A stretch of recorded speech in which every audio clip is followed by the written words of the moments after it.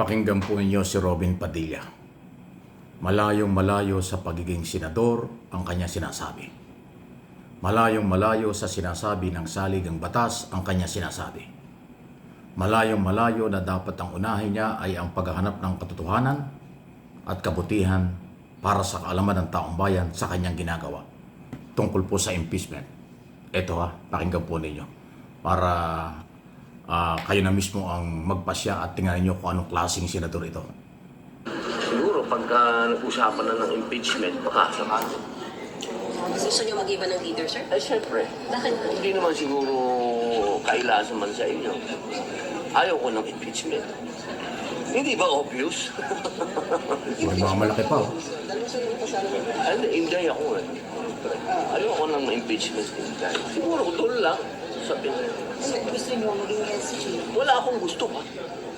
Wala akong gusto. Sinasabi, isang tanong kasi, kung ako ay halimbawa, magkakaroon ako ng pagnanais na magpalit ng leadership, sa usapin na halimbawa, impeachment hinday. Pag yun ang pinag-usapan, may halimbawa, may impeachment hinday na nakarating dito, obvious naman. Kung gusto niyo maging leader,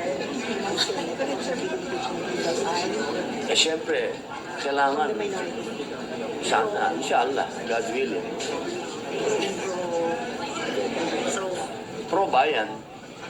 but supportive of VP Sara? Of course. Yun yung gusto niyo maging SB, just to be clear po. Wala na tayong plastikan, di ba? Totoo. Mamaya na ulit. Ayan Pinagmalaki pa, no? Kita nyo?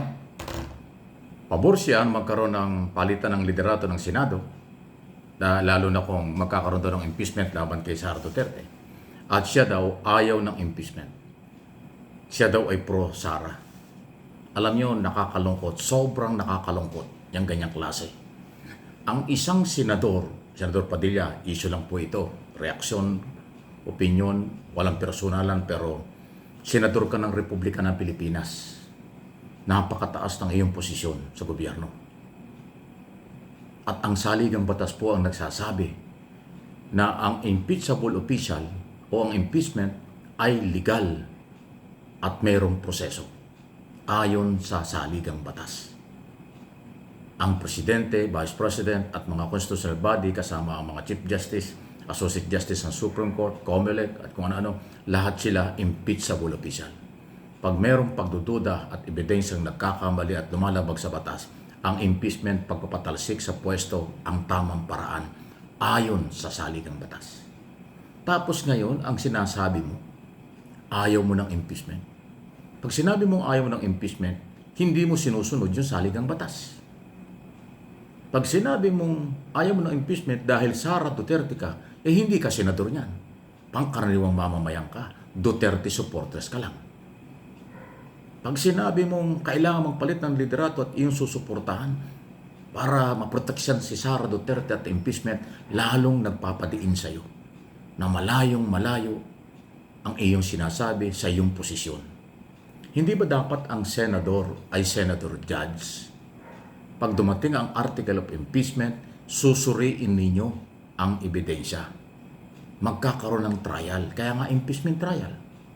Tapos dun sa trial, ipipresenta ang mga ebidensya galing sa mga galing sa mga nag-aakusa at prosecutor. Tapos merong defense counsel, both side, papakinggan ninyo. Magtatanong kayo bilang senador judge. Pagkatapos ng hearing, pagkatapos ng lahat ng presentation, ng magkabilang panig ng dokumento, ebidensya, testigo, tsaka kayo magdedesisyon pag nagbutuhan. Kung guilty o acquittal ang impeachable official like Sara Duterte or maging si Pangulong Marcos o kahit sino. Ganon ang trabaho ng senador. Ay sa ngayon, sa aking nakikita at opinyon ko ito, senador, ang mga sinasabi mo sa ngayon, ayaw mo ng impeachment, ayaw mo ma-impeach si Sara, di ang dami mong violation at nakakahiya pa. Kasi senador ka ng Republika, hindi ka sumusunod sa saligang batas. Senador ka ng Republika at senador judge ka, pero hindi ka tumitingin sa ebidensya. Ngayon pa lang, wala pa sa inyo ang kaso, ayaw mo na. Ngayon pa lang, wala pa sa inyong kaso, acquittal na si Sara. Kasi sabi mo, Sara ka. Obvious ba? Pinagmalaki mo pa eh. Ganyan ang hataw mo, Robin Padilla. For your information at aking opinion at analysis, hindi yan dapat nanggagaling sa isang senador na halal ng bayan katulad mo. Kasi ang senador ay dapat mas malawak ang pangunawa at pagsunod sa batas.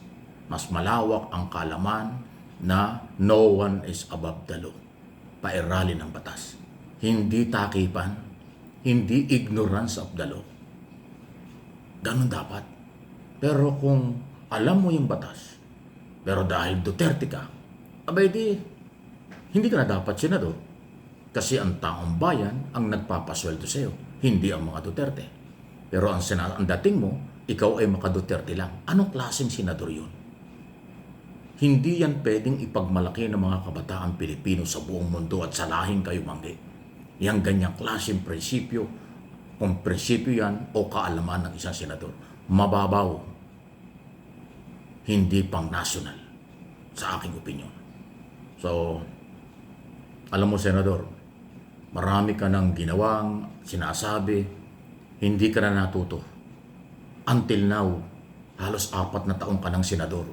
Parang hindi mo pa rin alam kung ano ang iyong posisyon at ano ang iyong responsibilidad sa taong bayan sa ilalim ng batas. Pasintabi na. Baka kulang ka sa advisor o kung sino mang nakapaligid sa iyo. Ang dating mo, artista ka pa rin. Ang dating mo ay, no, dapat pag senador na, iiwan mo ang lahat ng iyong pagkatao. Pagiging artista, pagiging bad boy, pagiging kung ano-ano, iiwan mo yun. Kasi pag senador ay very professional yan dapat. Dapat malawak na malawak ang kaalaman. Dapat maingat na maingat ang sinasabi. At ang lahat ng sinasabi ng isang senador, tama o mali, opinion o hindi, merong implication sa taong bayan. May implication sa batas. At meron hong epekto ito sa mamamayang Pilipino na inyong pinaglilingkuran. Paalala lang, magpakasenador, magpakatalino, tumingin sa karapatan at obligasyon under the law. Hindi pwedeng papogi lang, forma lang, makapagsalita lang, makapag-comment lang. Ang question and answer na ginagawa, lalo na ang member ng media, alam ko yan dahil matagal akong media, yan ay tanong lang. Ang pagbabalita, balita lang. Pero ang balita na ginagawa ng mamamahayag ay galing sa inyo. May pinanguhugutan yan. Katulad din ang aking opinion. Base sa ginagawa mo, nakikita sa iyo, naririnig mo ang aking opinion. At interpretation sa galawan. So, sana magbago. Kasi hindi pa uli ang lahat. Meron pang natitirang 2.5 years ang iyong pagiging senador. Sana maramdaman na ang pagiging lingkod bayan kaysa sa lingkod ng isang pamilya lang.